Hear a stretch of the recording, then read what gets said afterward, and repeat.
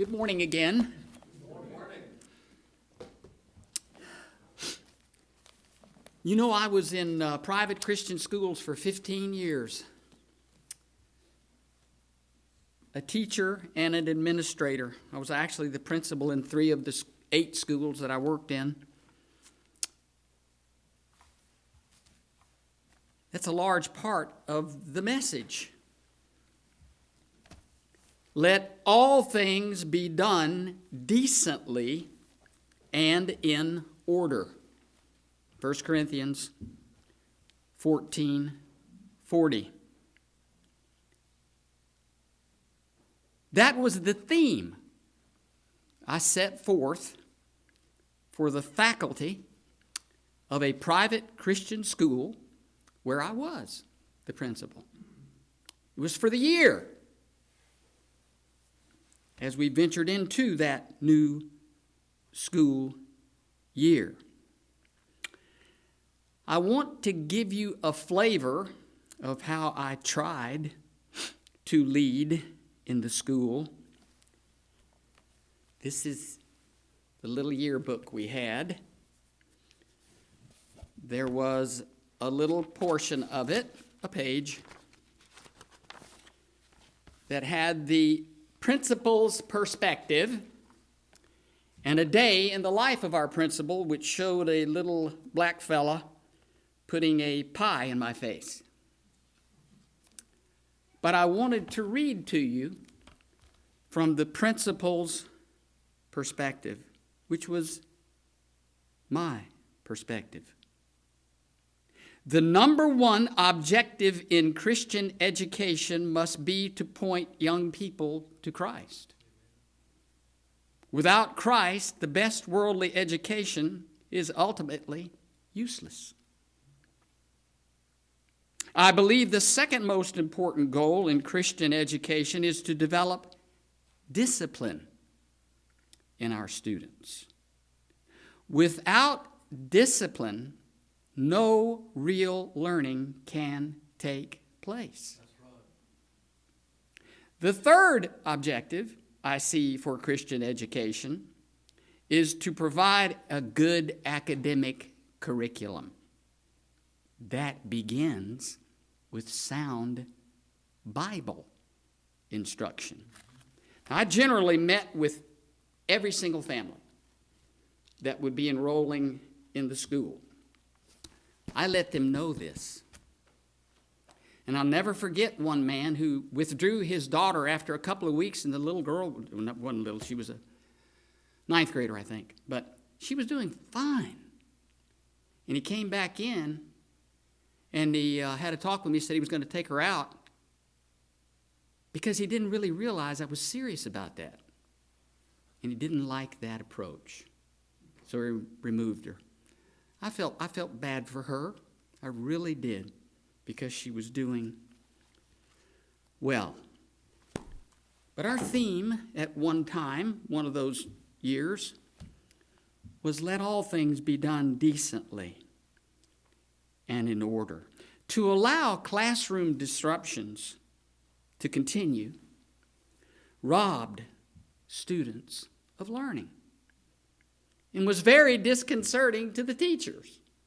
I know, because I taught, I always taught a number of classes. As I've told you before, I taught English from like middle school all the way through seniors. That being said, let's move to the setting of the people of God meeting together to hear the Word of God being taught. Go ahead and turn to 1 Corinthians chapter 14.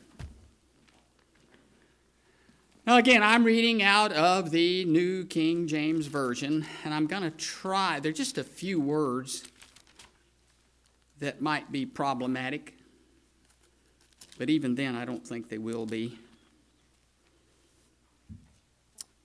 1 Corinthians chapter 14.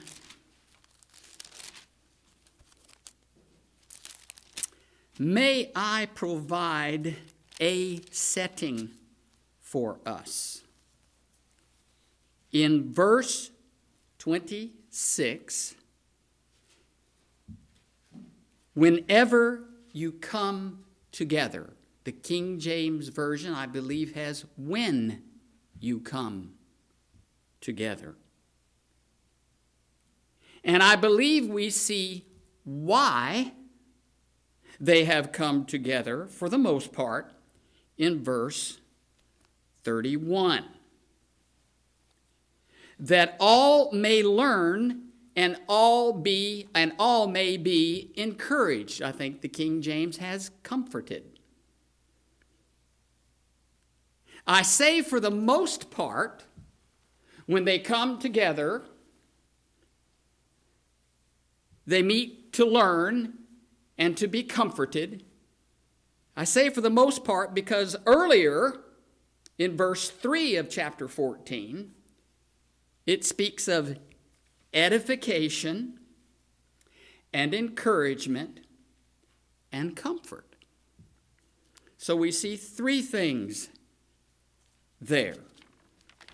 When I close this devotion, I'm going to bring in a fourth item that will be highlighted as well. We come together to learn that all might be encouraged and comforted. Now, because this is going to help me in the sense of highlighting learning, I'm going to read verses 34 and 35 because this mentions our precious sisters in the Lord as part of the all who are there to learn. And note the specific instruction in one area of behavior. I'm going to read verses 34 and 35. Let your women keep silent in the churches, for they are not permitted to speak, but to be submissive, as the law also says. And if they desire to learn something, and the King James Version there says if they will learn. That again is one of these mistakes that the King James Version misses because it makes two words into one, like will learn, where that is actually two completely different words, and it's will to learn. If they are willing to learn, if they desire to learn, let them ask their own husbands at home, for it is shameful for women to speak in the church. And again, I'm not trying to make that a highlight, okay? I'm bringing it up because it's the second mention of learning in this particular chapter. And it shows that learning is one of the things at the heart of the matter. I want to add verse 33 at this point now to what we've just said. Whenever we come together to learn of God and be edified and encouraged and comforted, let us do all things decently and in order, for God is not of confusion, but of peace. As in ALL, the churches of the saints. The words the author of are not in the text. If you look, that's been inserted. And I don't think it fits at all there. But because it talks about God authoring confusion. No, not as in, is he not only not the author of confusion, but he's not of confusion. He doesn't have anything to do in teaching his people with confusion. The word confusion, I love to study these words. You would be really edified by doing word studies. The word confusion means state of disorder or disturbance. I got that out of Vine's Expository Dictionary of the Old Testament and New Testament. And he's quite good. God would not have ongoing disturbances in our congregational meetings. Now look more closely at verse 40. Firstly, let how many things? Everything that goes on. Let all things be done decently. The word decently is an adverb. It's how you do something. Decently means in a becoming manner, properly. It is not proper nor becoming to be disruptive, to cause a disturbance when we come together in congregational meetings. Let me tell you again, this went back to my days in the schools. It was not proper. It was not becoming. When students got out of order, when they created some kind of disturbance, I couldn't teach. Now I want to address something. Turn to Mark 2. I'm going to do this quickly. Not going to spend a lot of time here at all. Mark 2. And I would ask you to read the whole account later, if you like. Verses 1 through 12. In verse 5 is one thing I'm going to point out, really all I'm going to point out. It was not disruptive. It was not disturbing when the men lowered the paralytic man through the roof where Christ was speaking. If you'll note in verse 5, it says Christ saw their faith. Come on. It didn't disrupt the Lord Jesus Christ. It didn't disturb anybody. What does it say? And what was the first thing he did when he saw their faith? He forgave him of his sins. He didn't heal his paralysis. He forgave him of his sins because he saw they came there in faith. Amen. He was God. He saw things we didn't see. Amen. He wasn't disrupted. He wasn't disturbed. And only after he forgave his sins did he heal his body. Read it. Now, this is just me.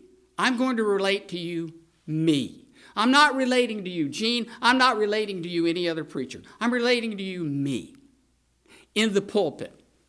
I haven't preached, that much compared to how many times he's preached. But I have preached all over the South, in a number of churches, been in a lot of different kinds of situations, some of them disturbing. There was one church that I preached in quite often over in Alabama. And they had some children there who would get out of hand. And I am a one-track mind. God help me. I can't do two things at one time. I'm a mess. I get confused, and when I'm in the pulpit, it's doubly bad. So because I knew the way that congregation was, before we even got started, I'd ask them to forgive me. Please forgive me. But if your children get loud or if they want to go around and stuff, I'm not going to be able to teach you like I want to. I pled my case, and I meant it from the heart. And you know what? I didn't have any problem whatsoever. If the children started messing up, they took them out of there. Thanks be to God, because I couldn't function. I just wanted to tell you about that, because not only can it be disturbing to others, but it can be disturbing to the man in the pulpit. And that messes it up for everybody else. Firstly, let all things be done decently and in order. Secondly, let all things be done decently. Forgive me. Secondly, let all things be done in order. How many things? All things. Literally, where you have in order, literally the word in is not really in. It is a word meaning according to. In the course of, in the range or area of. That's important. Let all things be done in the area of order. What does the word order mean? Again, word studies are really important. What is it? It may mean something to you, but what does it mean in the context here? It means, and this comes straight out of a Greek lexicon, they're better than I am, they're smarter than I am. Order means, you're not going to like this, well-regulated behavior. Order there. That word means well-regulated behavior. Rebels, and I've seen this in the classroom, folks, time after time after time with kids. You know what I'm talking about, don't you, in that classroom? Rebels hate well-regulated behavior. Don't be telling me what to do.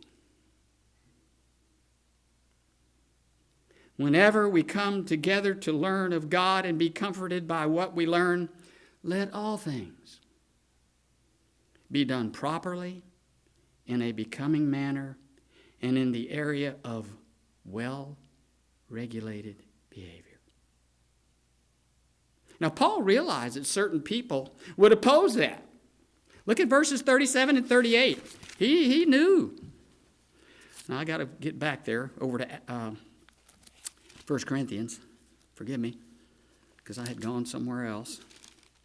1 Corinthians 14.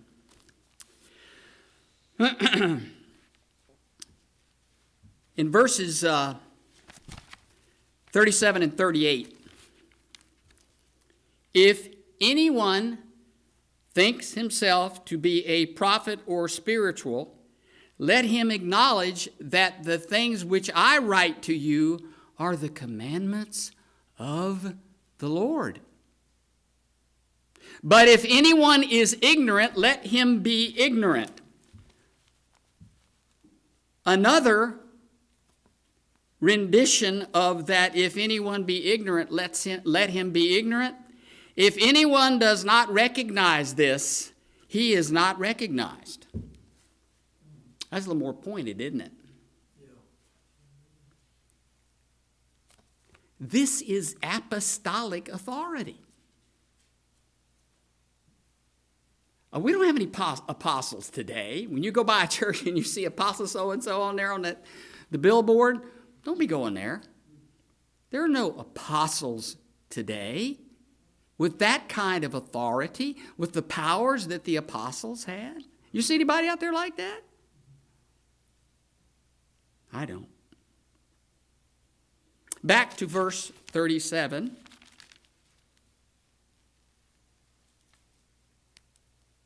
If anyone thinks himself to be a prophet or spiritual, does anyone in here think yourself to be spiritual? Well, acknowledge that the things that we are looking at here are the commandments of God. Paul was appointed by God to set things in order. Look back at 1 Corinthians 11:34. that verse ends with, "And the rest I will set in order when I come." And that's what we see in part in chapter 14. He will set in order. You know what that means? Would you like a definition of that? I needed one. What does he mean, set in order? Is he coming in there with a whip? No. But what he was going to do was make a precise arrangement. Set in order. Make a precise arrangement.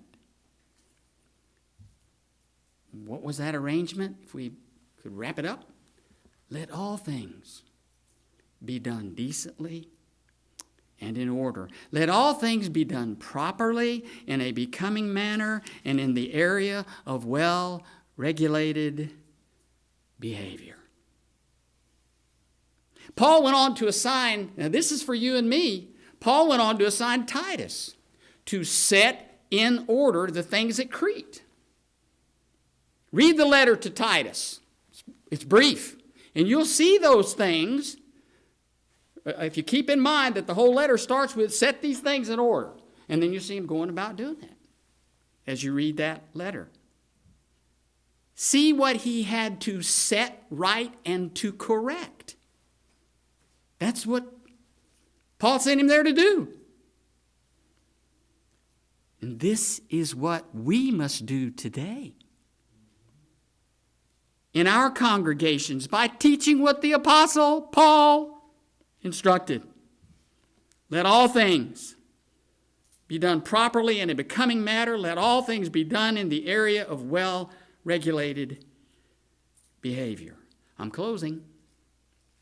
And remember, I said when I closed I would add a fourth item: edification, encouragement, comfort. Number 4. I get these closing thoughts, and I'm taking these verses out of context, but I get these thoughts from verses 24 and 25.